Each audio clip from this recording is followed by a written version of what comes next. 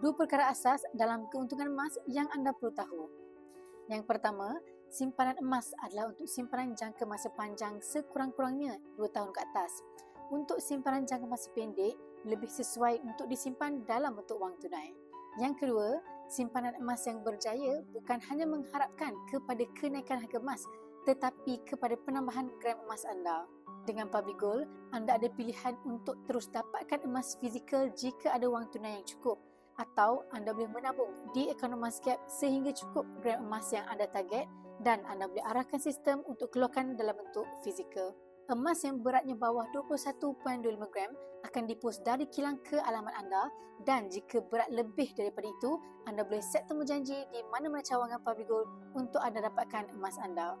Bagi yang berminat untuk alihkan sebahagian daripada simpanan anda dalam bentuk emas atau ingin memulakan tabungan emas melalui akaun EmasGap, boleh klik link di bio saya dan tekan daftar percuma. Saya akan bantu sebaiknya.